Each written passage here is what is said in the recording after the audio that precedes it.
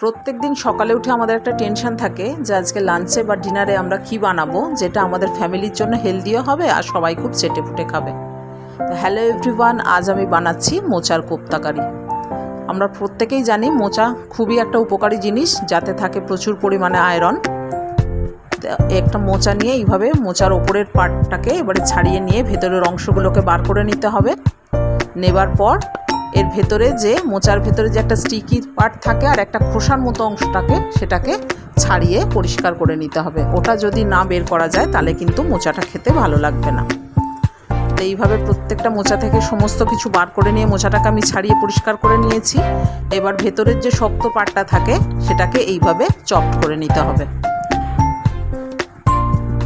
এবারে যে মোচাটা আমি ছাড়িয়ে রেখেছি সেম প্রসেসে ওটাকেও আমি চপড করে নিচ্ছি। নেবার পর মোচাগুলোকে একটু হলুদ দিয়ে বয়েল করে নিতে হবে। বেশ কিছুক্ষণ একটু মোচাটাকে বয়েল করে নেবার পর মোচাটা বয়েল হয়ে গেছে। আমি এবারে মোচাটার জল ঝরিয়ে নিয়ে এটাকে মিক্সির মধ্যে দিয়ে একটা স্মুথ পেস্ট বানিয়ে নিলাম।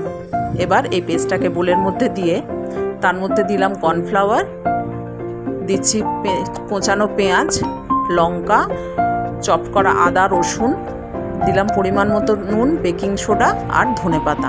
এটা দিয়ে এটাকে ভালো করে আমি মেখে নিচ্ছি।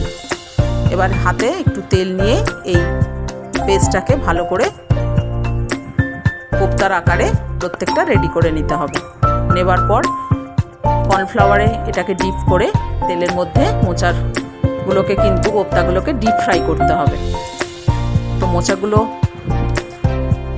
ডিপ ফ্রাই হয়ে গেছে কোপ্তাগুলো। এবারে তেলের মধ্যে তেজপাতা আর গরম মশলা, জিরে ফোড়ন দিলাম চপ করা রসুনগুলো যেই একটু ব্রাউনিশ কালার এলো দিলাম কোঁচানো পেঁয়াজ। এবার একটা পেস্ট বানিয়ে নিচ্ছি যেটার মধ্যে আদা, লঙ্কা, টমেটো আর ক্যাপসিকাম আছে, যেটা আমি স্মুথ একটা পেস্ট বানালাম, দিয়ে দিলাম তেলের মধ্যে।